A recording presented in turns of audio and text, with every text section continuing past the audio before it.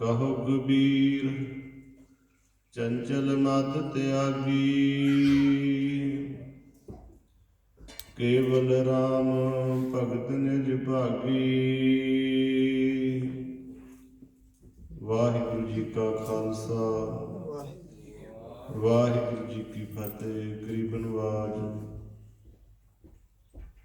ਪਤਿਤ ਪਾਵਨ ਕਿਰਪਾ ਦੇ ਖਜ਼ਾਨੇ, ਕਲਯੁਗੀ ਜੀਵਾਂ ਦੇ ਉਧਾਰ ਕਰਤਾ, ਸ਼ਬਦਾ ਅਵਤਾਰ ਸਤਿਗੁਰੂ। ਤਖਤ ਚਬਰ ਛਤਰ ਦੇ ਮਾਲਕ ਧੰਨ ਧੰਨ ਸਤਿਗੁਰੂ ਸ੍ਰੀ ਗੁਰੂ ਗ੍ਰੰਥ ਸਾਹਿਬ ਜੀ ਮਹਾਰਾਜ। ਸਤਿਗੁਰਾਂ ਦੀ ਪਾਵਨ ਪਵਿੱਤਰ ਹਜ਼ੂਰੀ ਅੰਦਰ ਸੱਜ ਬੈਠੀ ਸਾਜੀ ਨਵਾਜੀ ਗੁਰੂ ਸਵਰੂਪ ਖਾਲਸਾ ਸਾਧ ਸੰਗਤ ਜੀ। ਆਪਾਂ ਵੱਡੇ ਭਾਗਾਂ ਵਾਲੇ ਹੋ ਰਹੇ ਹਾਂ। ਗੁਰੂ ਦਰਬਾਰ ਦੀ ਹਾਜ਼ਰੀ ਭਰ ਕੇ, ਸਤਿਗੁਰਾਂ ਦੇ ਦਰਸ਼ਨ ਕਰਕੇ, ਗੁਰੂ ਕੀ ਸੰਗਤ ਕਰਕੇ, ਗੁਰਬਾਣੀ ਸਰਵਣ ਕਰਕੇ, ਕੀਰਤਨ ਸਰਵਣ ਕਰਕੇ ਵਡਭਾਗੇ ਸਮੇਂ ਦਾ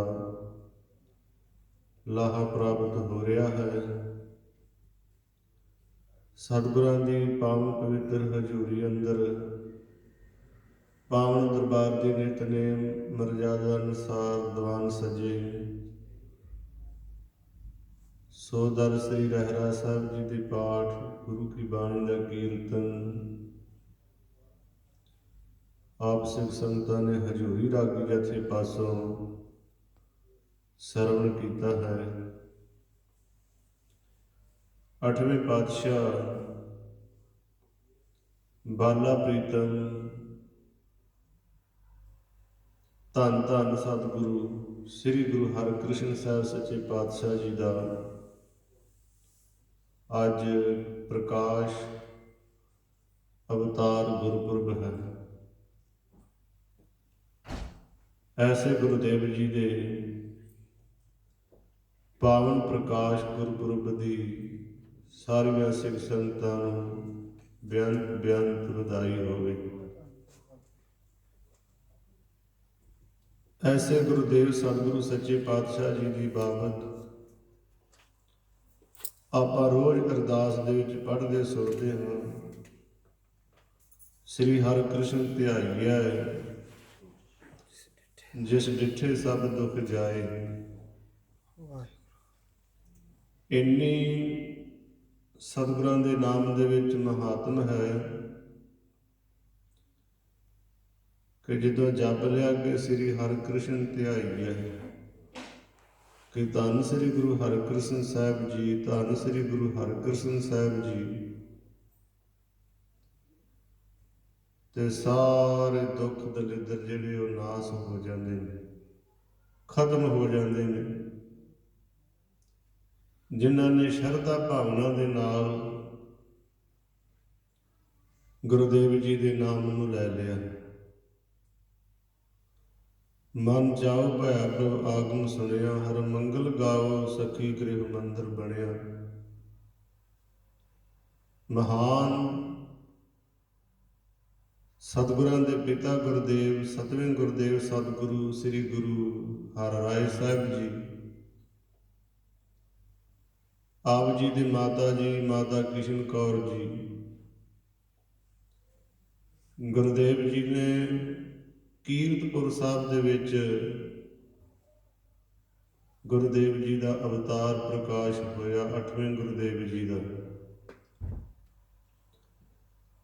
ਗੁਰੂ ਘਰ ਦੇ ਵਿੱਚ ਬਹੁਤ ਵੱਡੀਆਂ ਮਹਾਨ ਖੁਸ਼ੀਆਂ ਹੋਈਆਂ। ਸਤਿਗੁਰਾਂ ਦੇ ਜਿਹੜਾ ਵੱਡਾ ਭਰਾ ਹੈ ਉਹਦਾ ਨਾਮ ਹੈ ਰਾਮ ਰਾਏ।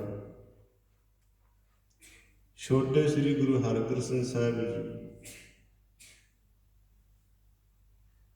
ਸੰਗਤਾਂ ਦਰਸ਼ਨ ਕਰਨ ਵਾਸਤੇ ਆਈਆਂ ਕੀਰਤਪੁਰ ਸਾਹਿਬ ਦੇ ਵਿੱਚ। 7ਵੇਂ ਪਾਤਸ਼ਾਹ ਸ੍ਰੀ ਗੁਰੂ ਹਰਿਰਾਏ ਸਾਹਿਬ ਜੀ ਦੇ ਸਤਿਗੁਰਾਂ ਦੇ ਦਰਸ਼ਨ ਕੀਤੇ, ਸਾਹਿਬਜ਼ਾਦਿਆਂ ਦੇ ਦਰਸ਼ਨ ਹੋਏ। ਕਈਆਂ ਸਿੱਖਾਂ ਦੇ ਮਨ ਦੇ ਵਿੱਚ ਇਹ ਖਿਆਲ ਹੈ ਕਿ ਸਤਿਗੁਰਾਂ ਦੇ ਜਿਹੜੇ ਸਾਹਿਬਜ਼ਾਦੇ ਹੈ, ਬਾਬਾ ਰਾਮ ਰਾਏ, ਸ੍ਰੀ ਹਰਿਕ੍ਰਿਸ਼ਨ ਜੀ, ਬੜੇ ਆਗਿਆਕਾਰੀ ਹੈ, ਨਿਤਨੇਮ ਕਰਨ ਵਾਲੇ ਨੇ, ਸੇਵਾ ਸਿਮਰਨ ਕਰਨ ਵਾਲੇ ਨੇ।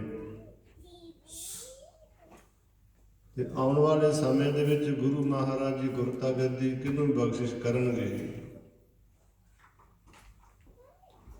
ਅਖੀਰ ਸਿੱਖਾਂ ਨੇ ਬੇਨਤੀ ਕਰ ਹੀ ਦਿੱਤੀ ਸਤਵੇਂ ਪਾਤਸ਼ਾਹ ਜੀ ਨੂੰ ਕਿ ਮਹਾਰਾਜ ਆਪ ਜੀ ਦੇ ਦੋਵੇਂ ਸਾਹਿਬਜ਼ਾਦੇ ਬੜੇ ਯੋਗ ਹੈ,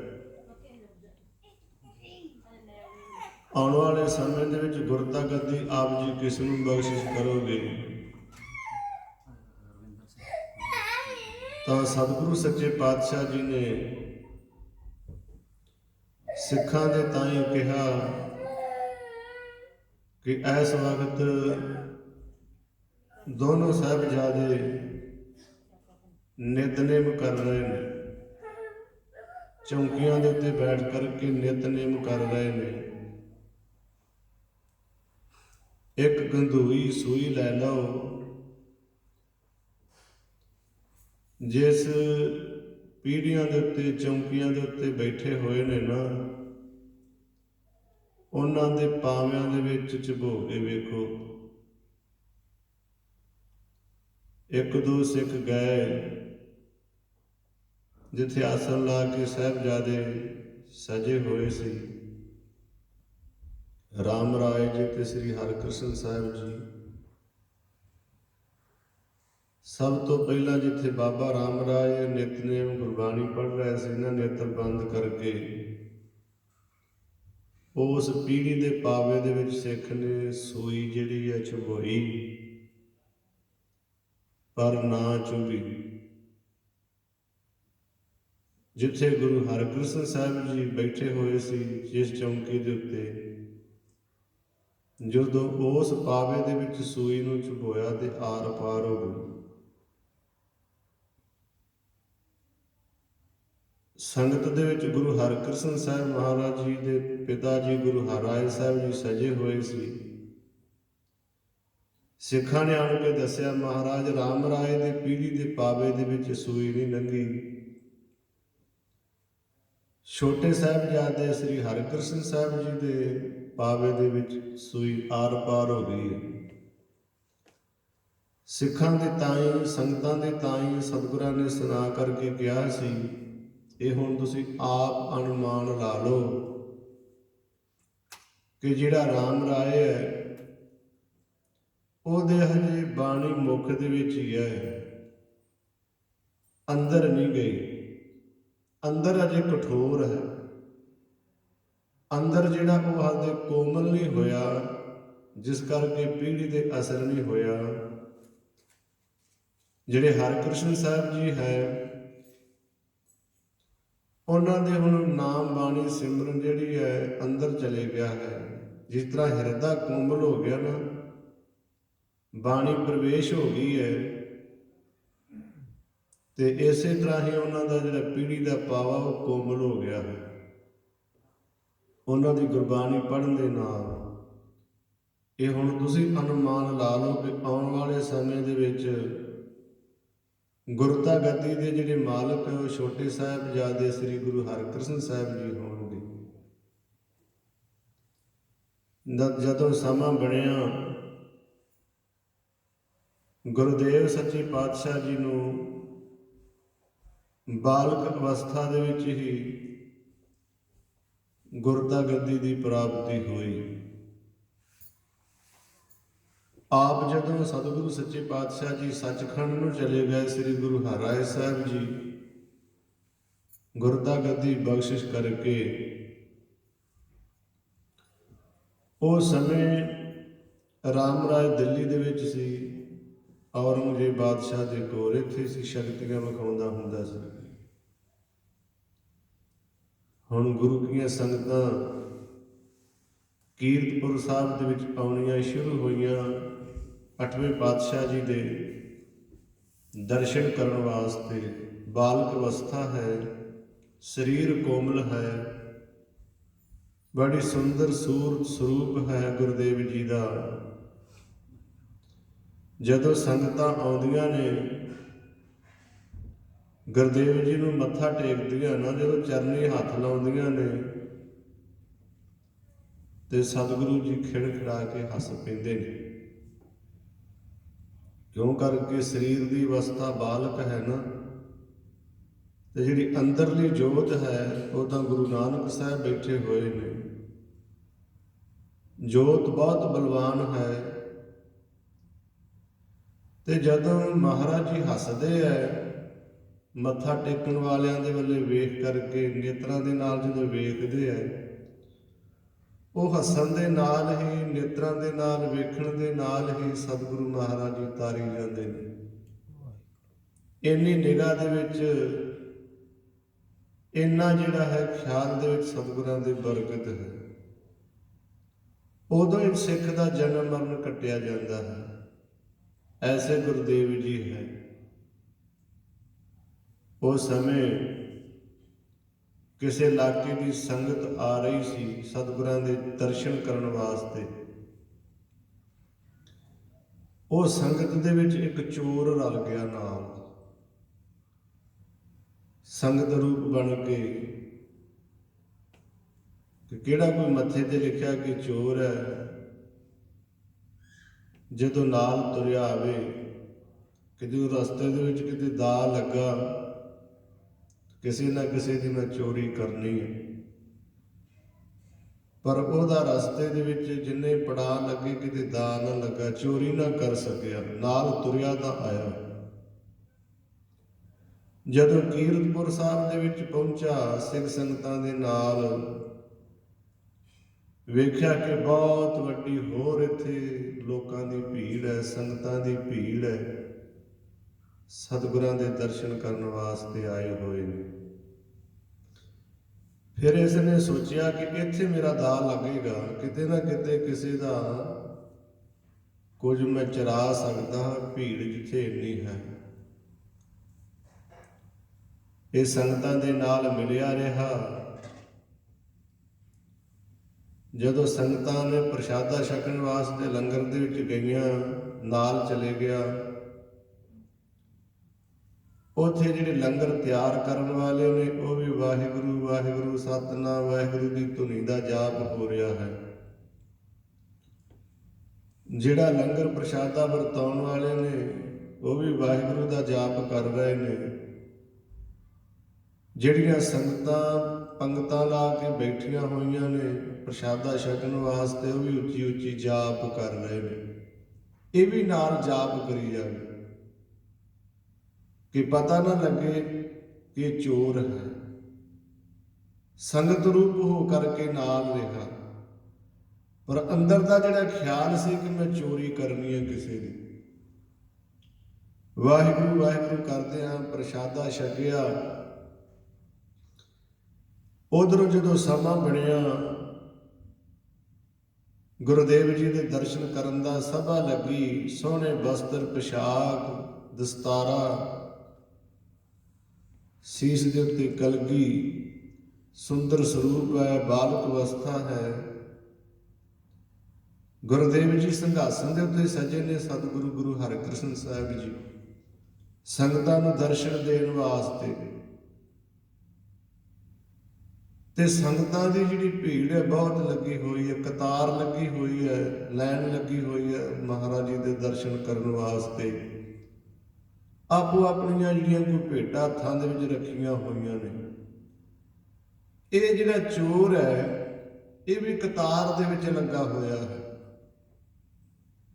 ਕਿ ਚੋਰੀ ਕਰਨ ਵਾਸਤੇ ਮੇਰਾ ਕੋਈ ਇੱਥੇ ਦਾ ਲੱਗ ਜਾਵੇ। ਪਰ ਜਦੋਂ ਥੋੜੀ ਕੁ ਦੂਰ ਤੇ ਸਤਿਗੁਰਾਂ ਦੇ ਦਰਸ਼ਨ ਕਰਨ ਵਾਸਤੇ ਲਾਗੇ ਪਹੁੰਚ ਗਿਆ, ਇਹਦੇ ਮਨ ਦਾ ਖਿਆਲ ਬਦਲਿਆ ਕਿ ਮੈਂ ਤਾਂ ਆਇਆ ਚੋਰੀ ਕਰਨ, ਸਤਿਗੁਰਾਂ ਦੇ ਦਰਸ਼ਨ ਕਰਨ ਥੋੜਾ ਆਇਆ। ਮੈਂ ਤਾਂ ਆਪਣਾ ਕੰਮ ਕਰਨ ਵਾਸਤੇ ਆਇਆ। ਤੂੰ ਮੱਥਾ ਟੇਕ ਕੇ ਕੀ ਲੈਣਾ? ਤੇ ਉੱਥੋਂ ਹੀ ਲਾਈਨ ਦੇ ਵਿੱਚੋਂ ਨਿਕਲ ਕੇ ਤੇ ਪਿਛਾਂਹ ਬੈਠ ਗਿਆ ਜਿੱਥੇ ਸੰਗਤ ਸੀ। ਪਛਾਹ ਹੋ ਕੇ ਪਿਛਲੀ ਜਗ੍ਹਾ ਤੇ ਬਹਿ ਗਿਆ ਸੰਗਤ ਦੇ ਵਿੱਚ ਕਿ ਦੂਰੋਂ ਦਰਸ਼ਨ ਕਰਨ ਲੱਗ ਪਿਆ, ਮੱਥਾ ਨਾ ਟੇਕਿਆ ਸਤਿਗੁਰਾਂ ਨੂੰ। ਗੁਰੂ ਕੀ ਪ੍ਰੇਮੀ, ਗੁਰੂ ਕੀਆਂ ਸੰਗਤਾਂ ਸਤਿਗੁਰਾਂ ਦੇ ਦਰਸ਼ਨ ਕਰ ਰਹੀਆਂ ਨੇ ਤੇ ਜਾਣੀ ਜਾਣ ਸਤਿਗੁਰੂ ਗੁਰੂ ਹਰਿਕ੍ਰਿਸ਼ਨ ਸਾਹਿਬ ਸੱਚੇ ਪਾਤਸ਼ਾਹ ਜੀ ਸੰਗਤਾਂ ਦੇ ਵੱਲੇ ਵੇਖਦੇ ਨੇ, ਮੁਸਕਰਾਉਂਦੇ ਨੇ। ਕਈ ਵਾਰ ਉਹ ਚੋਰ ਦੇ ਵੱਲੇ ਵੀ ਸਤਿਗੁਰੂ ਜੀ ਵੇਖਦੇ ਨੇ। ਜਦੋਂ ਸਤਿਗੁਰਾਂ ਨੇ ਦਰਸ਼ਨ ਦਿੱਤੇ, ਸਾਰਿਆਂ ਨੇ ਮੱਥਾ ਟੇਕ ਲਿਆ। ਫਿਰ ਉੱਚੀ ਆਵਾਜ਼ ਦੇ ਨਾਲ ਸਤਿਗੁਰੂ ਗੁਰੂ ਹਰਿਕ੍ਰਿਸ਼ਨ ਸਾਹਿਬ ਜੀ ਬਚਨ ਕਰਨ ਲੱਗੇ। ਕਹਿਣ ਲੱਗੇ ਜਿਹੜਾ ਚੋਰ ਹੁੰਦਾ ਨਾ, ਚੋਰ, ਉਹਦੀ ਕੋਈ ਹਾਮੀ ਨਹੀਂ ਇਸ ਸੰਸਾਰ ਦੇ ਵਿੱਚ ਭਰਦਾ ਤੇ ਨਾ ਉਹਦੀ ਮਦਦ ਕੋਈ ਪ੍ਰਲੋਕ ਦੇ ਵਿੱਚ ਹੀ ਕਰਦਾ। ਜਿਹੜਾ ਚੋਰ ਐਸਾ ਹੁੰਦਾ ਹੈ ਜਿਹੜਾ ਕਿਸੇ ਦੀ ਚੋਰੀ ਕਰਦਾ ਹੈ। ਫਿਰ ਸਤਿਗੁਰਾਂ ਨੇ ਬਚਨ ਕੀਤਾ, ਜੋ ਵੱਡਿਆਂ ਸਤਿਗੁਰਾਂ ਦੀ ਗੁਰਬਾਣੀ ਦਾ ਬਚਨ ਹੈ, ਚੋਰ ਕੀ ਹਾਮਾ ਭਰੈ ਨਾ ਕੋਏ, ਚੋਰ ਕੀਆ ਚੰਗਾ ਕਿਉਂ ਹੋਏ। ਜਿਹੜਾ ਚੋਰ ਨੇ ਚੋਰੀ ਕੀਤੀ ਉਹ ਚੰਗਾ ਥੋੜਾ ਹੁੰਦਾ ਹੈ।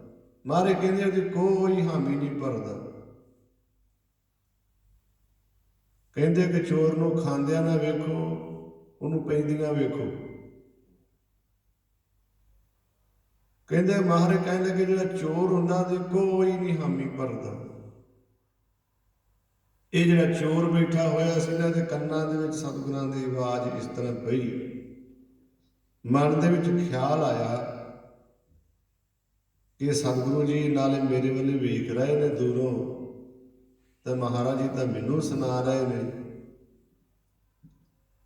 ਫਿਰ ਹੋਰ ਮਨ ਦੇ ਵਿੱਚ ਸੰਕਲਪ ਕੀਤਾ ਕਿ ਜੇ ਮਹਾਰਾਜ ਜੀ ਅੰਤਰਜਾਮੀ ਹੈ ਨਾ,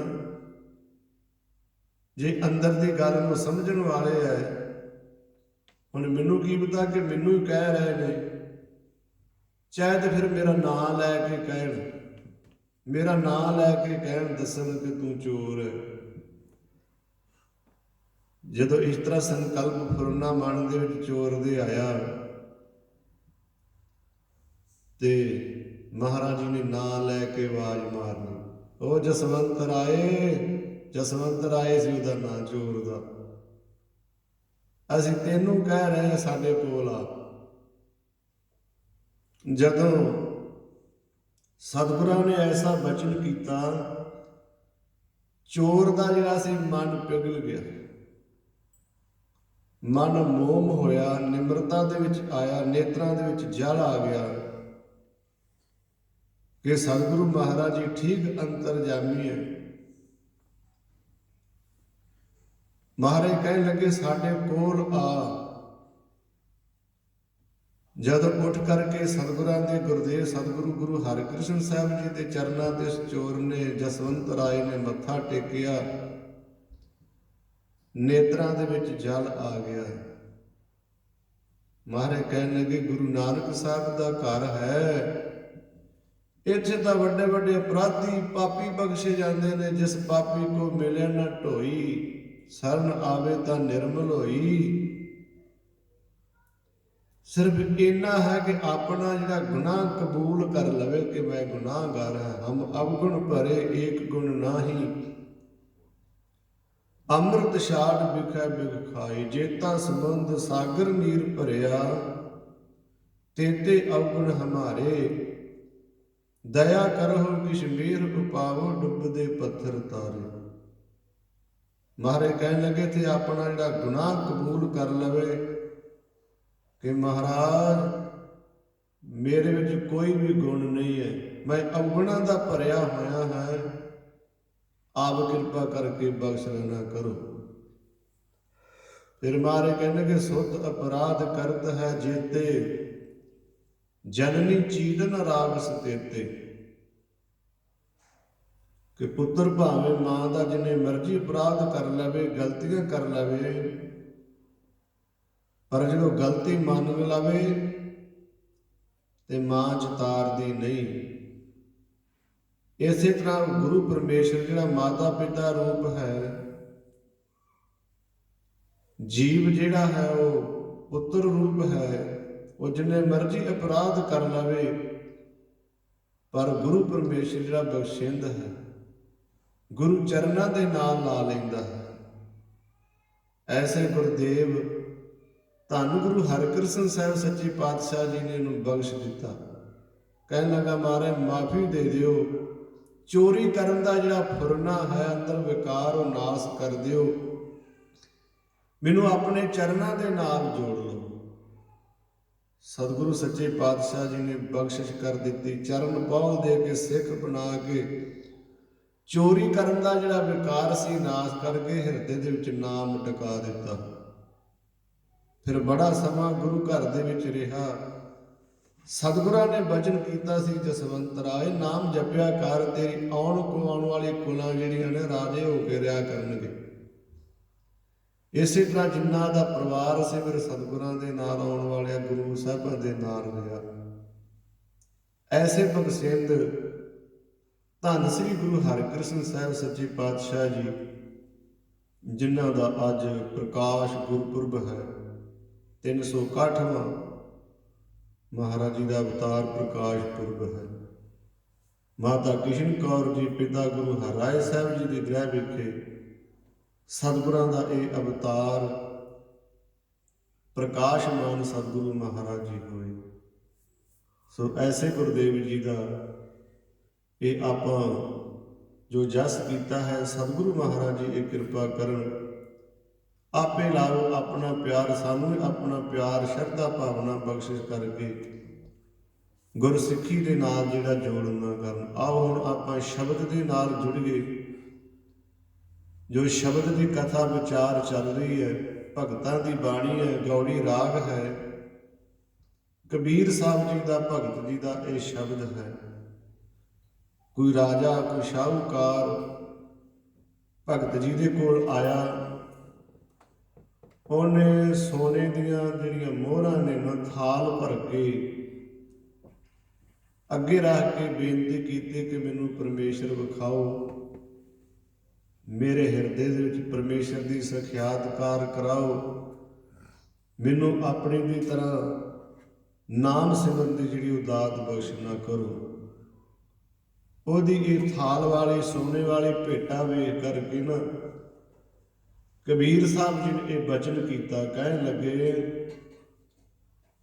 ਸੋ ਇਹ ਰਾਜਨ ਕੰਚਨ ਸੋ ਪਾਈਐ ਨਹੀਂ ਤੋਲ। ਤੂੰ ਸੋਨਾ ਦੇ ਕੇ ਤੇ ਪਰਮੇਸ਼ਰ ਦਾ ਮੁੱਲ ਦੇ ਰਿਹਾ ਕਿ ਮੈਨੂੰ ਮੁੱਲ ਪਰਮੇਸ਼ਰ ਵਿਖਾ ਦਿਓ। ਕਹਿਣ ਲੱਗੇ, ਨਹੀਂ, ਨਾਮ ਤੁਲ ਕਛ ਅਵਰ ਨਾ ਹੋਏ। ਨਾਮ ਦੇ ਤੁਲ ਹੋਰ ਕੁਝ ਨਹੀਂ ਹੈਗਾ। ਇਹ ਸੋਨੇ ਦੀਆਂ ਜਿਹੜੀਆਂ ਮੋਹਰਾਂ ਨੇ ਨਾ, ਤੂੰ ਇਹਦੇ ਦੇ ਤੋਲ ਤੇ ਪਰਮੇਸ਼ਰ ਦੀ ਪ੍ਰਾਪਤੀ ਕਿਸ ਤਰ੍ਹਾਂ ਕਰ ਸਕੇਗਾ? ਪਰਮੇਸ਼ਰ ਤਾਂ ਬਹੁਤ ਵੱਡਾ ਭਾਰੀ ਬੇਅੰਤ ਹੈ। ਪਰਮੇਸ਼ਰ ਇਹਨਾਂ ਸੋਨੇ ਚਾਂਦੀ ਦੇ ਨਾਲ, ਮੋਹਰਾਂ ਦੇ ਨਾਲ ਨਹੀਂ ਪ੍ਰਾਪਤ ਹੁੰਦੇ। ਉਹ ਤੇ ਅਮੋਲ ਹੈ, ਉਹਦਾ ਕੋਈ ਮੁੱਲ ਨਹੀਂ ਹੈ। ਤੂੰ ਇਸ ਤਰ੍ਹਾਂ ਜਿਹੜਾ ਹੈ ਪਰਮੇਸ਼ਰ ਨੂੰ ਨਹੀਂ ਪ੍ਰਾਪਤ ਕਰ ਸਕਦਾ। ਨਾਰਦ ਮੁਨ ਕ੍ਰਿਸ਼ਨ ਭਗਵਾਨ ਦੇ ਦਰਸ਼ਨ ਕਰਨ ਵਾਸਤੇ ਆਏ ਤੇ ਨਾਰਦ ਮੁਨ ਨੇ ਗੋਪੀਆਂ ਨੂੰ ਕਿਹਾ, ਤੁਸੀਂ ਵੱਡਿਆਂ ਭਾਗਾਂ ਵਾਲੀਆਂ ਹੋ, ਤੁਹਾਨੂੰ ਕ੍ਰਿਸ਼ਨ ਭਗਵਾਨ ਪਤੀ ਮਿਲਿਆ ਹੈ ਤੇ ਤੁਹਾਨੂੰ ਚਾਹੀਦਾ ਹੈ ਕੋਈ ਯਤਨ ਕਰਨਾ ਕਿ ਇਸ ਜਨਮ ਦੇ ਵਿੱਚ ਦਾਨ ਕਰਨਾ, ਕਿ ਆਉਣ ਵਾਲੇ ਦੂਜਿਆਂ ਜਨਮਾਂ ਦੇ ਵਿੱਚ ਵੀ ਤੁਹਾਨੂੰ ਇਹ ਕ੍ਰਿਸ਼ਨ ਭਗਵਾਨ ਪਰਮੇਸ਼ਰ ਪਤੀ ਰੂਪ ਹੋ ਕਰਕੇ ਪਤੀ ਪ੍ਰਾਪਤ ਹੋਵੇ। ਉਹ ਕਹਿਣ ਲੱਗਿਆ, ਨਾਰਦ ਮੁਨ ਜੀ, ਰਿਖੀ ਜੀ, ਦੱਸੋ ਕੀ ਦਾਨ ਕਰੀਏ? ਕਹਿਣ ਲੱਗਾ, ਜਿਹੋ ਜਿਹਾ ਦਾਨ ਕਰੋਗੇ ਉਹੋ ਜਿਹਾ ਹੀ ਮਿਲਣਾ ਹੈ। ਇਹ ਕ੍ਰਿਸ਼ਨ ਵੀ ਮੈਨੂੰ ਦਾਨ ਦੇ ਦਿਓ। ਦਾਨ ਦੇ ਵਿੱਚ ਉਹਨਾਂ ਨੇ ਸੰਕਲਪ ਕੀਤਾ ਕਿ ਅਸੀਂ ਆਪਣਾ ਪਤੀ ਕ੍ਰਿਸ਼ਨ ਭਗਵਾਨ ਨੂੰ ਦਾਨ ਕੀਤਾ। ਜਦੋਂ ਦਾਨ ਕਰ ਦਿੱਤਾ ਤੇ ਨਾਰਦ ਮੁਨ ਕ੍ਰਿਸ਼ਨ ਜੀ ਨੂੰ ਕਹਿਣ ਲੱਗਾ, ਚਲੋ ਜੀ, ਤੁਸੀਂ ਹੁਣ ਦਾਨ ਦੇ ਵਿੱਚ ਮੈਨੂੰ ਮਿਲ ਗਏ ਤੇ ਚਲੋ ਮੇਰੇ ਨਾਲ। ਕ੍ਰਿਸ਼ਨ ਭਗਵਾਨ ਜੀ ਉੱਠ ਕੇ ਤੁਰਨ ਲੱਗੇ ਤੇ ਗੋਪੀਆਂ ਵਿਰਲਾਪ ਕਰਨ ਲੱਗ ਪਈਆਂ ਕਿ ਮੁਨੀ ਜੀ ਅਗਲੇ ਜਨਮ ਦਾ ਪਤਾ ਨਹੀਂ ਮਿਲਣਾ ਕਿ ਨਹੀਂ ਮਿਲਣਾ, ਤੁਸੀਂ ਇੱਥੇ ਵਿਛੋੜਾ ਪਾ ਦੇ ਲੱਗੇ ਹੋ। ਫਿਰ ਨਾਰਦ ਮੁਨੀ ਜੀ ਕਹਿਣ ਲੱਗੇ ਕਿ ਇਹਨਾਂ ਦੇ ਸਾਵਾਂ ਤੋਲ ਤੇ ਕੋਈ ਦਵਾਰਕਾ ਦੇ ਜਿਹੜੇ ਸਾਰੇ ਪਦਾਰਥ ਪਾਓ, ਕੋਈ ਇਹਨਾਂ ਦੇ ਤੁੱਲ ਕੋਈ ਇੱਥੋਂ ਕੋਈ ਦਿਓ ਮੈਨੂੰ ਭੇਟਾ, ਤੇ ਫਿਰ ਇਹਨੂੰ ਰੱਖ ਲਓ। ਕਹਿੰਦੇ ਕਿ ਬਹੁਤ ਤੱਕੜ ਮੰਗਵਾਇਆ ਗਿਆ, ਜਿਹਨੂੰ ਕੰਡਾ ਕਹਿ ਦਈਏ ਤੱਕੜ। ਇੱਕ ਛਾਬੇ ਦੇ ਵਿੱਚ ਕ੍ਰਿਸ਼ਨ ਭਗਵਾਨ ਨੂੰ ਬਿਠਾ ਦਿੱਤਾ, ਦੂਸਰੇ ਛਾਬੇ ਦੇ ਵਿੱਚ ਸਾਰੇ ਦਵਾਰਕਾ ਦੀਆਂ ਜਿੰਨੀਆਂ ਵੀ ਹੀਰੇ ਲਾਲ ਜੋ ਵੀ ਨਾ ਜਵਾਹਰ ਆਦਿਕ ਮਣੀਆਂ ਖਜ਼ਾਨੇ ਜਿੰਨੇ ਵੀ ਸੀ ਉਹ ਛਾਬੇ ਦੇ ਵਿੱਚ ਪਾ ਦਿੱਤੇ। ਤੇ ਛਾਬਾ ਫੇਰ ਹੌਲਾ, ਕ੍ਰਿਸ਼ਨ ਜੀ ਦਾ ਭਾਰਾ। ਗੋਪੀਆਂ ਨੇ ਆਪਣੇ ਗਹਿਣੇ ਆਦਿਕ ਸਾਰੇ ਲਾ ਕੇ ਉਹ ਵੀ ਪਾ ਦਿੱਤੇ, ਪਰ ਨਾ ਗੱਲ ਬਣੀ।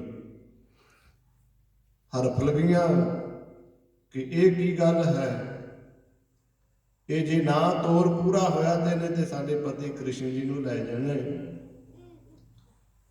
ਫਿਰ ਤਾਂ ਉਹਦਾ ਅਵਤਾਰ ਰੂਪ ਸੀ, ਉਹ ਤਾਂ ਛਾਬਾ ਅਵਤਾਰ ਹੋ ਹੀ ਨਹੀਂ ਸੀ ਸਕਦਾ। ਫਿਰ ਇਸ਼ਾਰੇ ਦੇ ਨਾਲ ਕ੍ਰਿਸ਼ਨ ਭਗਵਾਨ ਨੇ ਗੋਪੀਆਂ ਨੂੰ ਕਿਹਾ ਕਿ ਜਿੰਨਾ ਰਾਜ ਸਾਜ ਛਾਬੇ ਦੇ ਵਿੱਚ ਪਾਇਆ ਕੱਢ ਕੇ ਨਾ ਤੁਲਸੀ ਦਾ ਪੱਤਾ ਲੈ ਕੇ ਉਹਦੇ ਉੱਤੇ ਰਾਮ ਦਾ ਨਾਮ ਲਿਖ ਦਿਓ, ਉਹ ਰੱਖ ਦਿਓ। ਉਹਨਾਂ ਨੇ ਇਸ ਤਰ੍ਹਾਂ ਹੀ ਕੀਤਾ। ਜਦੋਂ ਸਾਰਾ ਦਵਾਰਕਾ ਦਾ ਸਮਾਨ ਕੱਢ ਕੇ ਉਹਦੇ ਉੱਤੇ ਛਾਬੇ ਦੇ ਉੱਤੇ ਤੁਲਸੀ ਦੇ ਪੱਤੇ ਦੇ ਉੱਤੇ ਰਾਮ ਲਿਖ ਦਿੱਤਾ, ਤੇ ਕ੍ਰਿਸ਼ਨ ਜੀ ਦਾ ਛਾਪਾ ਤਾਂ ਚੁੱਕਿਆ ਗਿਆ ਤੇ ਥਾਂ ਹੋ ਗਿਆ। ਕਹਿਣ ਲੱਗੇ ਸਾਡੇ ਨਾਲੋਂ ਸਾਡਾ ਨਾਮ ਵੱਡਾ ਹੈ। ਭਗਵਾਨ ਜੀ ਕਹਿਣ ਲੱਗੇ ਪਰਮੇਸ਼ਰ ਦੇ ਨਾਲੋਂ ਤਾਂ ਪਰਮੇਸ਼ਰ ਦਾ ਜਿਹੜਾ ਨਾਮ ਉੱਚਾ ਹੈ, ਉਹਦੇ ਤੁੱਲ ਹੋਰ ਨਹੀਂ ਕੋਈ ਹੋ ਸਕਦਾ।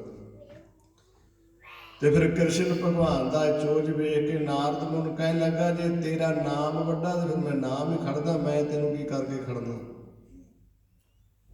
ਫਿਰ ਕਹਿੰਦੇ ਕਿ ਇਸ ਪ੍ਰਕਾਰ ਦੇ ਨਾਲ ਉਹ ਰਾਮ ਦਾ ਨਾਮ ਹੀ ਨਾਰਦ ਮੁਨੀ ਜੀ ਲੈ ਗਏ। ਇੱਥੇ ਕਹਿ ਰਹੇ ਨੇ ਕੰਚਨ ਸਿਉ ਪਾਈਐ ਨਹੀਂ ਤੋਲ, ਸੋਨੇ ਦੇ ਨਾਲ ਜਿਹੜਾ ਤੋਲ ਹੈ ਪਰਮੇਸ਼ਰ ਦਾ ਨਹੀਂ ਹੋ ਸਕਦਾ। ਉਹ ਤਾਂ ਮਹਾਨ ਹੈ, ਉਹ ਤਾਂ ਬਹੁਤ ਵਡਿਆਈਆਂ ਵਾਲਾ ਅਕਾਲ ਪੁਰਖ ਵਾਹਿਗੁਰੂ ਪਰਮੇਸ਼ਰ ਹੈ। ਕਲਗੀਧਰ ਪਾਤਸ਼ਾਹ ਜੀ ਸ੍ਰੀ ਅਨੰਦਪੁਰ ਸਾਹਿਬ ਦੇ ਵਿੱਚ ਜੰਗ ਲੜ ਰਹੇ ਨੇ, ਘੇਰੇ ਪਏ ਹੋਏ ਨੇ, ਕਈ ਕੁਝ ਹੋ ਰਿਹਾ, ਨੁਕਸਾਨ ਹੋ ਰਿਹਾ ਹੈ। ਕੋਈ ਸੰਗਤ ਸਿੱਖ ਦਰਸ਼ਨ ਕਰਨ ਵਾਸਤੇ ਆਏ, ਕਈ ਦਿਨ ਉਹ ਅਨੰਦਪੁਰ ਦੇ ਵਿੱਚ ਪ੍ਰਵੇਸ਼ ਹੀ ਨਾ ਹੋ ਸਕੇ। ਕੁਝ ਕਿਸੇ ਨੂੰ ਉਹਨਾਂ ਨੇ ਮਾਇਆ ਕੋਈ ਧਨ ਦਿੱਤਾ, ਨਾਕੇ ਵਾਲਿਆਂ ਨੂੰ ਤੋਂ ਸੰਗਤ ਅੰਦਰ ਚਲੀ ਗਈ। ਜਾ ਕੇ ਜਦੋਂ ਗੁਰੂ ਗੋਬਿੰਦ ਸਿੰਘ ਸਾਹਿਬ ਜੀ ਦੇ ਦਰਸ਼ਨ ਕੀਤੇ, ਉਹਨਾਂ ਦੇ ਵਿੱਚ ਇੱਕ ਸਿੱਖ ਸੀ, ਉਹਦੇ ਕੋਲ ਪਾਰਸ ਸੀਗਾ। ਪਾਰਸ ਇੱਕ ਪੱਥਰ ਜਿਹਾ ਹੁੰਦਾ ਹੈ, ਤੇ ਉਹ ਪਾਰਸ ਇਸ ਤਰ੍ਹਾਂ ਹੁੰਦਾ ਵੀ ਜਿਹੜੇ ਗਲੇ ਸਾੜੇ ਲੋਹੇ ਨੂੰ ਛੁਹਾ ਦੇਈਏ ਤੇ ਉਹ ਸੋਨਾ ਬਣ ਜਾਂਦਾ, ਜਿੰਨਾ ਮਰਜ਼ੀ ਉਹਦੇ ਨਾਲ ਸੋਨਾ ਬਣਾਈ ਜਾਓ। ਉਹ ਪਾਰਸ ਐਸੀ ਚੀਜ਼ ਹੁੰਦੀ ਹੈ। ਜਦੋਂ ਜਾ ਕੇ ਉਹ ਸਿੱਖ ਨੇ ਵੇਖਿਆ, ਉਹਨੇ ਲਗਾ ਲਕੂ ਕੇ ਸਰਕਾਰਾਂ ਤੋਂ ਰੱਖਿਆ ਸੀ ਇਹੋ ਜਿਹੀਆਂ ਕਿ ਮੇਰੇ ਤੋਂ ਕੋਈ ਖੋਹ ਨਾ ਲਵੇ। ਜਦੋਂ ਜਾ ਕੇ ਵੇਖਿਆ ਕਿ ਲੰਗਰ ਵੀ ਮਸਤਾਨੇ ਨੇ ਗੁਰੂ ਘਰ ਦੇ, ਘੋੜਿਆਂ ਨੂੰ ਵੀ ਪੱਠਾ ਦਿੱਤਾ, ਕੋਈ ਪੂਰਾ ਨਹੀਂ, ਫੌਜਾਂ ਦਾ ਵੀ ਨੁਕਸਾਨ। ਉਹ ਸਿੱਖ ਦੇ ਮਨ ਦੇ ਵਿੱਚ ਫੁਰਨ ਆਇਆ ਕਿ ਜਿਹੜਾ ਪਾਰਸ ਹੈ ਨਾ ਸੋਨੇ ਬਣਾਉਣ ਵਾਲਾ, ਇਹ ਮੈਂ ਗੁਰੂ ਗੋਬਿੰਦ ਸਿੰਘ ਸਾਹਿਬ ਜੀ ਨੂੰ ਅਰਪਣ ਕਰ ਦੇਵਾਂ ਤੇ ਇਹਨਾਂ ਦਾ ਜੋ ਨੁਕਸਾਨ ਹੋਇਆ ਸੋਨਾ ਬਣਾ ਕੇ ਤੇ ਪੂਰਾ ਕਰ ਲੈਣਗੇ, ਫੌਜਾਂ ਦਾ ਵੀ ਖਰਚਾ ਪੂਰਾ ਹੋ ਜਾਏਗਾ, ਲੰਗਰਾਂ ਦਾ ਜੋ ਵੀ ਹੈ, ਜੋ ਮਰਜ਼ੀ ਕਰ ਸਕਦੇ ਨੇ। ਉਹਨੇ ਇਤਨਾ ਹੰਕਾਰ ਜਿਹਾ ਕਰਕੇ ਕਿ ਮੈਂ ਮਹਾਰਾਜ ਦੀ ਇਹ ਜਿਹੜਾ ਨੁਕਸਾਨ ਹੋ ਗਿਆ ਪੂਰਾ ਕਰ ਦੇਵਾਂਗਾ, ਤੇ ਇਸ ਤਰ੍ਹਾਂ ਮਾਣ ਹੰਕਾਰ ਜਿਹਾ ਕਰਦਿਆਂ ਜਿਹੜਾ ਪਾਰਸ ਹੈ ਨਾ, ਉਹ ਬੇਨਤੀ ਕੀਤੀ ਮਹਾਰਾਜ ਮੇਰੇ ਕੋਲ ਪਾਰਸ ਹੈ ਤੇ ਰੱਖ ਲਓ, ਇਹ ਤੁਹਾਡੇ ਕੰਮ ਆਵੇਗਾ। ਤੁਸੀਂ ਜਿੰਨਾ ਮਰਜ਼ੀ ਸੋਨਾ ਬਣਾ ਲਿਓ, ਰਾਜ ਸਾਜ ਬਣਾ ਲਿਓ, ਸਾਰਾ ਨੁਕਸਾਨ ਪੂਰਾ ਹੋ ਜਾਵੇਗਾ। ਸਤਿਗੁਰਾਂ ਨੇ ਉਹ ਹੱਥ ਦੇ ਵਿੱਚ ਲੈ ਲਿਆ। ਮਹਾਰਾਜ ਇੱਕ ਜਲ ਦੇ ਕਿਨਾਰੇ ਤੇ ਬੈਠੇ ਕਲਗੀਧਰ ਜੀ, ਕੁਝ ਕੁ ਸਮਾਂ ਹੱਥ ਦੇ ਵਿੱਚ ਰੱਖਿਆ ਕਿ ਸਿੱਖ ਦਾ ਮਨ ਦੇ ਵਿੱਚ ਹੰਕਾਰ ਹੈ ਕਿ ਮੇਰੇ ਪਾਰਸ ਦੇਣ ਦੇ ਨਾਲ ਹੀ ਗੁਰੂ ਦਾ ਨੁਕਸਾਨ ਪੂਰਾ ਹੋਣਾ ਹੈ। ਸਤਿਗੁਰਾਂ ਨੇ ਹੱਥ ਦੇ ਵਿੱਚ ਲੈ ਕੇ ਕੁਝ ਕੁ ਸਮਾਂ ਤੋਂ ਪਾਣੀ ਦੇ ਵਿੱਚ ਸੁੱਟ ਦਿੱਤਾ, ਰੁਗਾ ਕੇ ਮਾਰਿਆ, ਡੂੰਘੇ ਥਾਂ ਤੇ ਸੁੱਟ ਦਿੱਤਾ। ਸਿੱਖ ਜਿਹੜਾ ਹੈਰਾਨ ਹੋਇਆ ਕਿ ਗੁਰੂ ਗੋਬਿੰਦ ਸਿੰਘ ਨੂੰ ਇਸ ਪਾਰਸ ਦੀ ਕੋਈ ਸਾਰ ਨਹੀਂ ਹੈ, ਇਹਨੇ ਪਛਾਣਿਆ ਨਹੀਂ। ਆਪਦਾ ਤਾਂ ਕੀ ਫਾਇਦਾ ਲੈਣਾ ਸੀ, ਮੇਰਾ ਵੀ ਨੁਕਸਾਨ ਕਰ ਦਿੱਤਾ, ਮੈਂ ਆਪਦੇ ਕੋਲ ਹੀ ਰੱਖ ਸਕਦਾ, ਆਪਦਾ ਤਾਂ ਕੁਝ ਬਣਾਉਂਦਾ। ਤੇ ਗੁਰੂ ਗੋਬਿੰਦ ਸਿੰਘ ਨੇ ਮੇਰੇ ਪੱਥਰ ਦੀ ਪਾਰਸ ਦੀ ਕੋਈ ਕਦਰ ਨਹੀਂ ਕੀਤੀ ਤੇ ਵਗਾ ਕੇ ਪਾਣੀ ਦੇ ਵਿੱਚ ਸੁੱਟ ਦਿੱਤਾ, ਆਮ ਪੱਥਰ ਦੀ ਤਰ੍ਹਾਂ। ਸਤਿਗੁਰਾਂ ਨੂੰ ਕਹਿ ਵੀ ਦਿੱਤਾ, ਮਹਾਰਾਜ ਇਹ ਕੀ ਕੀਤਾ ਜੀ, ਇਹ ਤਾਂ ਇਸ ਤਰ੍ਹਾਂ ਕਰਨ ਵਾਲਾ ਸੀ। ਸਤਿਗੁਰੂ ਜੀ ਚੁੱਪ ਰਹੇ, ਪਰ ਉਹਦਾ ਮਨ ਦਾ ਜਿਹੜਾ ਖਿਆਲ ਸੀ ਨਾ ਉਹ ਇਸੇ ਤੇ ਘੁੰਮੀ ਜਾਵੇ ਕਿ ਜੇ ਮੈਨੂੰ ਪਤਾ ਨਾ ਕਿ ਗੁਰੂ ਨੂੰ ਇਸ ਪੱਥਰ ਦੀ ਪਾਰਸ ਦੀ ਜਿਹੜੀ ਉਹ ਸਾਰ ਨਹੀਂ ਹੈ ਤੇ ਮੈਂ ਕਾਹਨੂੰ ਦਿੰਦਾ। ਹੁਣ ਸ਼ੰਕਾ ਕਰ ਲਿਆ ਨਾ ਗੁਰੂ ਗੋਬਿੰਦ ਸਿੰਘ ਸਾਹਿਬ ਦੇ ਉੱਤੇ। ਕਹਿੰਦੇ ਕਿ ਜਿਹੜਾ ਗੁਰੂ ਦੇ ਉੱਤੇ ਸ਼ੰਕਾ ਕਰਦਾ ਹੈ ਨਾ ਉਹ ਨਰਕਾਂ ਦਾ ਅਧਿਕਾਰੀ ਬਣ ਜਾਂਦਾ ਹੈ, ਤੇ ਜਿਹੜਾ ਫਿਰ ਸਿੱਖ ਦਾ ਸ਼ੰਕਾ ਨਾ ਦੂਰ ਕਰ ਸਕੇ ਫਿਰ ਸੱਚਾ ਗੁਰੂ ਨਹੀਂ ਅਖਵਾ ਸਕਦਾ। ਮਹਾਰਾਜ ਜੀ ਸਿੱਖਾਂ ਸੰਗਤਾਂ ਦੇ ਵਿੱਚ ਉੱਠੇ, ਥੋੜੀ ਕੁ ਦੂਰ ਤੇ ਜਾ ਕੇ ਸਤਿਗੁਰਾਂ ਨੇ ਨਾ ਪਿਸ਼ਾਬ ਕੀਤਾ ਤੇ ਉਸੇ ਸਿੱਖ ਨੂੰ ਆਵਾਜ਼ ਮਾਰੀ ਜਿਹਦਾ ਪਾਰ ਸੀ, ਸਿੱਖਾ ਜਲ ਲਿਆ, ਜਲ ਵਰਤ ਗਏ। ਤੇ ਜਦੋਂ ਸਤਿਗੁਰਾਂ ਨੇ ਪਿਸ਼ਾਬ ਕੀਤਾ ਜਿਸ ਜਗ੍ਹਾ ਤੇ ਸਤਿਗੁਰਾਂ ਦੇ ਹੱਥ ਸੁੱਚੇ ਲੱਗਾ ਨਾ ਸਿੱਖ ਕਰਾਉਣ, ਤੇ ਕੀ ਵੇਖਿਆ ਕਿ ਜਿਸ ਜਗ੍ਹਾ ਤੇ ਪਿਸ਼ਾਬ ਕੀਤਾ ਸਾਰੀ ਸੋਨੇ ਦੀ ਬਣੀ ਹੋਈ, ਸਾਰਾ ਉੱਥੇ ਜਿਹੜੀ ਜਿੰਨੀ ਧਰਤੀ ਉਨੀ ਸੋਨੇ ਦੀ ਬਣੀ ਹੋਈ, ਜਿਵੇਂ ਹੀਰੇ ਜਵਾਹਰ ਆਦਿ ਕਲਾਲ ਜਿਹੜੇ ਚਮਕ ਰਹੇ ਨੇ। ਉਹਨੇ ਬੜੀ ਚੰਗੀ ਤਰ੍ਹਾਂ ਵੇਖਿਆ ਤੇ ਪਰ ਉਹਨੂੰ ਠੀਕ ਲੱਗਾ ਕਿ ਤੇ ਸਾਰਾ ਸੋਨਾ ਹੀ ਹੈ। ਫਿਰ ਮਾਰੇ ਕਹਿ ਲਗੇ, ਸਿੱਖਾ ਆਪਦੇ ਪਾਰਸ ਤੇ ਮਾਨ ਨਹੀਂ ਸੀ ਕਰਨਾ। ਜਿਹੜਾ ਗੁਰੂ ਹੁੰਦਾ ਨਾ, ਗੁਰੂ ਕੋਈ ਅਵਤਾਰ ਹੁੰਦਾ, ਉਹਦਾ ਸਰੀਰ ਉਹ ਪਾਰਸ ਹੀ ਹੁੰਦਾ ਹੈ। ਗੁਰੂ ਜਿਹੜਾ ਜੋ ਮਰਜ਼ੀ ਕਰ ਸਕਦਾ ਹੈ। ਮਾਰੇ ਕਹਿਣ ਲੱਗੇ, ਤੂੰ ਸਿੱਖਾਂ ਦਾ ਨੁਕਸਾਨ ਵੇਖ ਲੈ ਕਿ ਸਿੱਖ ਭੁੱਖੇ ਆ, ਘੋੜੇ ਭੁੱਖੇ ਆ, ਨੁਕਸਾਨ ਹੋਇਆ ਹੈ। ਮਾਰੇ ਕਹਿਣ ਲੱਗੇ, ਅਸੀਂ ਤੇ ਇਹਨਾਂ ਦਾ ਤਪ ਕਰਾ ਰਹੇ, ਹੱਠ ਤਪ ਕਰਾ ਰਹੇ ਹਾਂ, ਇਹਨਾਂ ਦੇ ਪਿਛਲੇ ਜਨਮਾਂ ਜਨਮਾਤਰਾਂ ਦੇ ਅਸੀਂ ਪਾਪ ਨਾਸ਼ ਕਰ ਰਹੇ, ਇਹਨਾਂ ਨੂੰ ਹੱਠੀ ਤਪੀ ਜਪੀ ਬਣਾ ਕੇ ਤੇ ਇਹਨਾਂ ਨੂੰ ਐਨ ਸੋਨੇ ਦੀ ਤਰ੍ਹਾਂ ਸ਼ੁੱਧ ਕਰ ਰਹੇ, ਤੇ ਤੂੰ ਸ਼ੰਕਾ ਕਰ ਲਿਆ ਸਾਡੇ ਉੱਤੇ। ਮਾਰੇ ਕਹਿਣ ਲੱਗੇ, ਸ਼ੰਕਾ ਨਹੀਂ ਕਰੀਦਾ। ਜਿਹੜਾ ਸਾਡਾ ਗੁਰੂ ਦਾ ਸਰੀਰ ਹੁੰਦਾ ਉਹ ਸੋਨਾ ਜੋ ਮਰਜ਼ੀ ਬਣਾ ਸਕਦਾ ਗੁਰੂ, ਜਿੱਥੇ ਮਰਜ਼ੀ ਨੇਤਰਾਂ ਦੇ ਨਾਲ ਨਿਗਾਹ ਕਰਕੇ ਜੋ ਮਰਜ਼ੀ ਬਣਾ ਸਕਦਾ। ਪਰ ਮਹਾਰਾਜ ਨੇ ਸੋਚਿਆ ਕਿ ਇਹਨੂੰ ਹਜੇ ਵੀ ਸ਼ੰਕਾ ਹੈ। ਮਾਰੇ ਕਹਿਣ ਲੱਗੇ, ਚੰਗਾ ਭਾਈ, ਜੇ ਤੇਰਾ ਪਾਰਸ ਹੈ ਤੇ ਪਾਣੀ ਦੇ ਵਿੱਚੋਂ ਜਾ ਕੇ ਫਿਰ ਕੱਢ ਲਾ ਜਿੱਥੇ ਸੁੱਟਿਆ। ਪਹਿਲਾਂ ਤਾਂ ਤੁਰੇ ਨਾ, ਫਿਰ ਤੇ ਇੱਕ ਦੋ ਰੋ ਮਹਾਰਾਜ ਜੀ ਨੇ ਕਿਹਾ, ਫਿਰ ਉੱਠਿਆ। ਜਦੋਂ ਪਾਣੀ ਦੇ ਵਿੱਚ ਚੁੱਭੀ ਲਾਈ ਤੇ ਲੱਖਾਂ ਹੀ ਪਾਰਸ ਪਏ ਉੱਤੇ, ਹੀਰੇ ਜਵਾਹਰ, ਬਹੁਤ ਤਗੜਾ ਖਜ਼ਾਨਾ। ਹੈਰਾਨ ਹੋ ਗਿਆ ਕਿ ਗੁਰੂ ਦੇ ਤੇ ਮਹਾਰਾਜ ਜੀ ਦੇ ਲੱਖਾਂ ਹੀ ਖਜ਼ਾਨੇ ਨੇ ਤੇ ਇੱਥੇ ਖਜ਼ਾਨਿਆਂ ਦੇ ਵਿੱਚੋਂ ਬਰਕਤਾਂ ਮਿਲਦੀਆਂ। ਤੇ ਮੈਂ ਨਿਗਾਹ ਜਿਹਾ ਪਾਰਸ ਲਿਆਉਣ ਕਰਕੇ ਜਿਹੜਾ ਹੈ ਉਹ ਬੜਾ ਮਾਣ ਕਰ ਬੈਠਾ। ਕਹਿੰਦੇ ਕਿ ਨਿਕਲ ਕੇ ਬਾਹਰ ਮਾਫੀ ਮੰਗੀ, ਮਹਾਰਾਜ ਮੇਰਾ ਕਿਰਪਾ ਕਰ ਦਿਓ, ਮੈਨੂੰ ਨਾਮ ਦੀ ਦਾਤ ਬਖਸ਼ੋ, ਅੰਮ੍ਰਿਤ ਛਕਾਓ, ਸਿੰਘ ਬਣਾਓ, ਮੈਨੂੰ ਇਸ ਸੰਸਾਰੀ ਝਮੇਲੇ ਦੇ ਵਿੱਚੋਂ ਬਾਹਰ ਕੱਢਣਾ ਕਰੋ। ਉਹਦੇ ਇਰਾਦੇ ਕਿ ਮੈਂ ਗੁਰੂ ਗੋਬਿੰਦ ਸਿੰਘ ਨੂੰ ਦੇਵਾਂਗਾ ਪਾਰਸ ਤੇ ਗੁਰੂ ਸਾਹਿਬ ਜੀ ਮੇਰੇ ਮੁੱਲ ਖਰੀਦੇ ਹੋ ਜਾਣਗੇ। ਮੈਂ ਇੱਕ ਹਿਸਾਬ ਦਾ ਮੁੱਲ ਹੀ ਦੇ ਦੇਵਾਂਗਾ ਤੇ ਗੁਰੂ ਹੋ ਸਕਦਾ ਮੇਰੇ ਉੱਤੇ ਜ਼ਿਆਦਾ ਪ੍ਰਸੰਨ ਹੋਵੇ ਤੇ ਮੈਨੂੰ ਬਹੁਤੀਆਂ ਬਰਕਤਾਂ ਦੇਵੇਗਾ। ਤੇ ਕਬੀਰ ਸਾਹਿਬ ਜੀ ਕਹਿੰਦੇ ਨੇ ਇਤਨਾ ਗੱਲਾਂ ਦੇ ਨਾਲ, ਕੰਚਨ ਸਿਉ ਪਾਈਐ ਨਹੀਂ ਤੋਲ। ਇਹ ਜਿਹੜਾ ਤੋਲ ਹੈ ਨਾ ਪਰਮੇਸ਼ਰ ਦਾ, ਕੰਚਨ ਸੋਨੇ ਦੇ ਨਾਲ ਨਹੀਂ ਹੋ ਸਕਦਾ। ਇਹ ਸੋਨੇ ਦੇ ਨਾਲ ਗੁਰੂ ਨੂੰ ਕੋਈ ਅਵਤਾਰ ਨੂੰ ਨਹੀਂ ਕੋਈ ਤੋਲ ਸਕਦਾ। ਪਰ ਜਿਹੜੇ ਰੱਬ ਦੇ ਪਿਆਰੇ ਉਹ ਵੀ ਘੱਟ ਨਹੀਂ ਹੁੰਦੇ। ਛੇਵੇਂ ਪਾਤਸ਼ਾਹ ਜੀ ਦਾ ਸਿੱਖ ਸੀ ਇੱਕ ਭਾਈ ਗੜੀਆ, ਉਹਨੂੰ ਕਸ਼ਮੀਰ ਦੇ ਵਿੱਚ ਸਤਿਗੁਰੂ ਜੀ ਕਹਿਣ ਲੱਗੇ, ਤੂੰ ਸਿੱਖੀ ਦਾ ਪ੍ਰਚਾਰ ਕਰਕੇ ਆ, ਕਥਾ ਕਰਕੇ ਆ। ਜਦੋਂ ਮਹਾਰਾਜ ਜੀ ਨੇ ਤੋਰਿਆ, ਪਹਿਲਾਂ ਉਹ ਗੁਜਰਾਤ ਦੇ ਵਿੱਚ ਗਿਆ। ਗੁਜਰਾਤ ਦੇ ਵਿੱਚ ਗਿਆ ਤੇ ਜਾ ਕੇ ਉੱਥੇ ਇੱਕ ਮਹਾਤਮਾ ਸੀ, ਕੋਈ ਰੱਬ ਦਾ ਪਿਆਰਾ ਜਿਹਦਾ ਨਾਮ ਸੀ ਮੀਆਂ ਦੌਲਾ, ਉਹਦੇ ਘਰ ਰਾਤ ਰਿਹਾ। ਬਚਨ ਵਿਲਾਸ ਗੁਰੂ ਦੀਆਂ ਕਥਾਵਾਂ ਹੋਈਆਂ। ਜਦੋਂ ਅਗਲੇ ਦਿਨ ਭਾਈ ਗੜੀਆ ਕੇ ਉੱਥੋਂ ਤੁਰਨ ਲੱਗਾ ਨਾ, ਤੇ ਮੀਆਂ ਦੌਲਾ ਜਿਹੜਾ ਸੀ ਨਾਲ ਤੋਰਨ ਤੁਰ ਪਿਆ ਕਿ ਸਤਿਕਾਰ ਦੇ ਨਾਲ ਤੋਰ ਕੇ ਆਵਾਂਗੇ, ਛੇਵੇਂ ਪਾਤਸ਼ਾਹ ਦਾ ਸਿੱਖ ਹੈ। ਜਦੋਂ ਥੋੜੀ ਕੁ ਦੂਰ ਗਏ ਤੇ ਭਾਈ ਗੜੀਏ ਦਾ ਜਿਹੜਾ ਚਰਨਾਂ ਦੇ ਵਿੱਚ ਪੈਰ ਦੇ ਵਿੱਚ ਜੋੜਾ ਸੀ ਨਾ, ਉਹ ਠਿੱਬਾ ਸੀ ਪਿੱਛੋਂ। ਉਹ ਜਦੋਂ ਤੁਰਨ ਤੇ ਉਹ ਘੱਟਾ ਮਿੱਟੀ ਉਹਦੇ ਪੈ ਜਾਣ, ਤੇ ਜਦੋਂ ਪੈਰ ਚੁੱਕਣ ਤੋਂ ਮਿੱਟੀ ਉੱਡ ਕੇ ਤਾਂ ਕੱਪੜਿਆਂ ਦੇ ਪਵੇ। ਮੀਆਂ ਦੌਲਾ ਨੇ ਸੋਚਿਆ ਕਿ ਛੇਵੇਂ ਪਾਤਸ਼ਾਹ ਦਾ ਸਿੱਖ ਕਿੱਡੀ ਦੂਰ ਪ੍ਰਚਾਰ ਕਰਨ ਵਾਸਤੇ ਭੇਜ ਦਿੱਤਾ ਤੇ ਨਵਾਂ ਜੋੜਾ ਵੀ ਨਹੀਂ ਲੈ ਕੇ ਦਿੱਤਾ। ਜੇ ਮੈਨੂੰ ਪਹਿਲਾਂ ਪਤਾ ਹੁੰਦਾ ਕਿ ਇਹਦੀ ਜੁੱਤੀ ਟੁੱਟੀ ਹੈ ਤੇ ਮੈਂ ਇਹਨੂੰ ਨਵੀਂ ਲੈ ਦਿੰਦਾ। ਜਦੋਂ ਭਾਈ ਗੜੀਏ ਨੇ ਉਹਦੇ ਅੰਤਰਜਾਮਤਾ ਦੇ ਨਾਲ, ਬ੍ਰਹਮ ਗਿਆਨੀ ਸੀ ਨਾ ਭਾਈ ਗੜੀਆ, ਇਹਨੇ ਛੇਵੇਂ ਪਾਤਸ਼ਾਹ ਦੇ ਉੱਤੇ ਸ਼ੰਕਾ ਕਰ ਲਿਆ ਕਿ ਛੇਵੇਂ ਪਾਤਸ਼ਾਹ ਦਾ ਸਿੱਖ ਹੈ, ਉਹਦੇ ਘਰੋਂ ਆਇਆ ਹੈ, ਉਤਰਾ ਰਿੱਧ ਸਿੱਧ ਮੋਹ ਹੈ, ਨਾਮ ਨ ਵਸੇ ਮਨ ਆਏ। ਰਿੱਧੀਆਂ ਸਿੱਧੀਆਂ ਤਾਂ ਸਭ ਮੋਹ ਰੂਪ ਹੀ ਹੁੰਦੀਆਂ ਨੇ। ਕਹਿੰਦੇ ਕਿ ਭਾਈ ਗੜੀਏ ਨੇ ਜਿੱਧਰ ਨਿਗਾਹ ਚਲਾਈ ਨਾ, ਸਾਰੀ ਧਰਤੀ ਜਿਹੜੀ ਸੋਨੇ ਦੀ ਬਣਾ ਦਿੱਤੀ।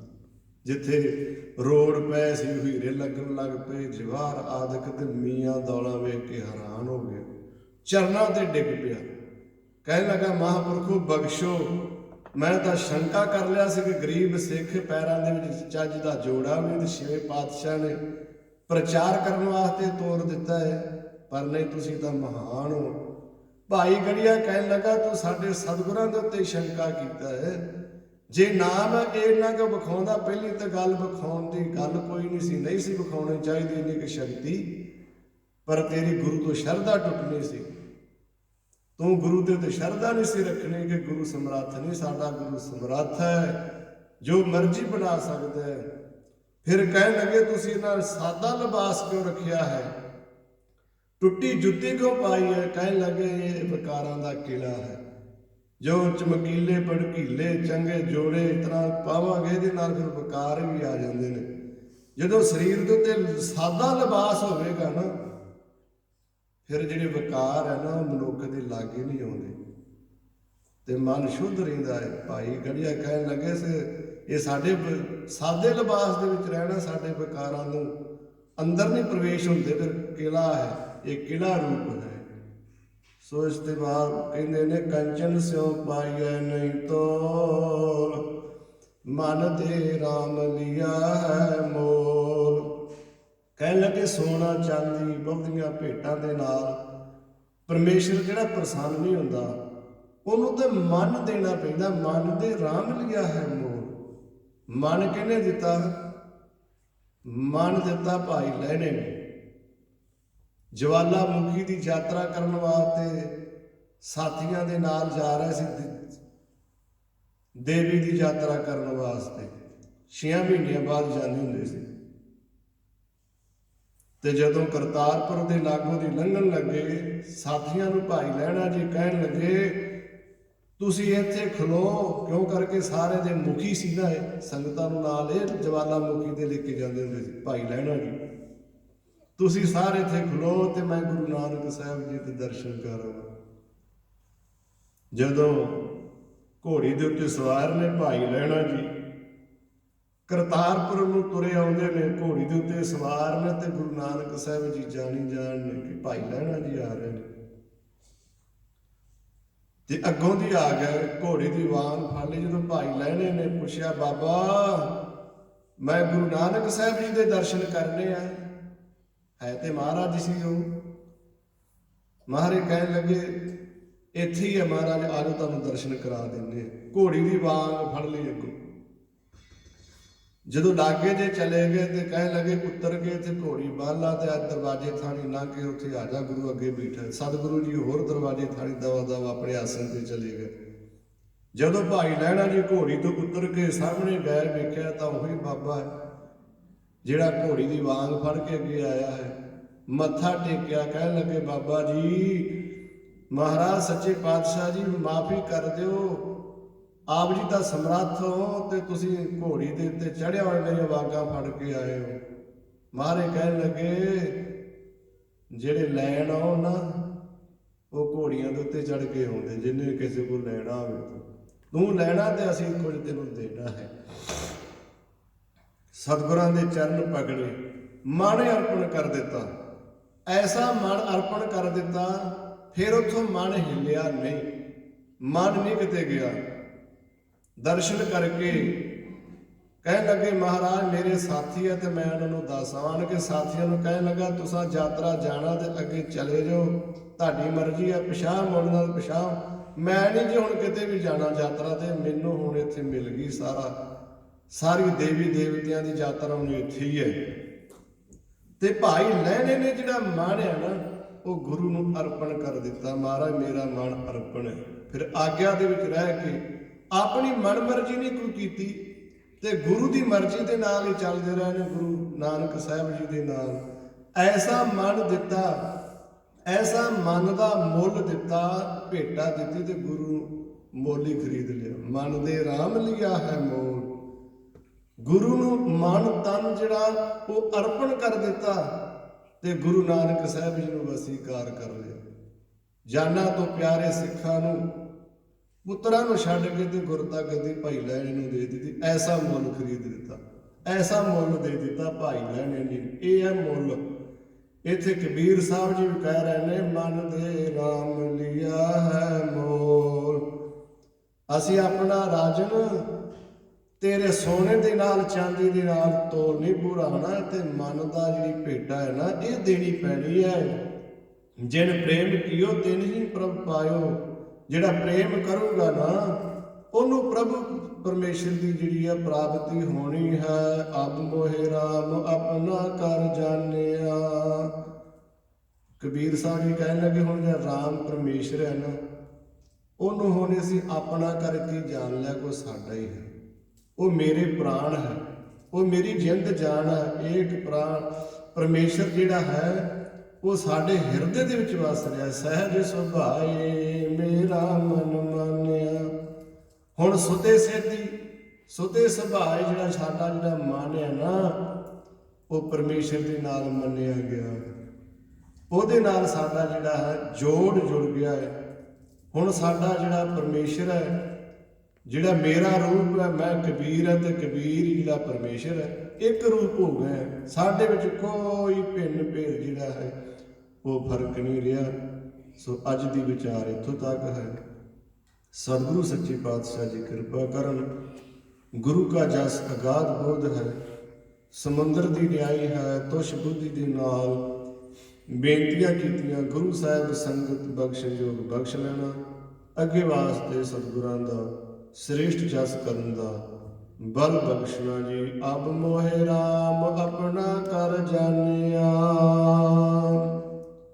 ਸਹਿਜ ਸੁਭਾਏ ਮੇਰਾ ਮਨ ਮਾਨਿਆ। ਵਾਹਿਗੁਰੂ ਜੀ ਕਾ ਖਾਲਸਾ, ਵਾਹਿਗੁਰੂ ਜੀ ਕੀ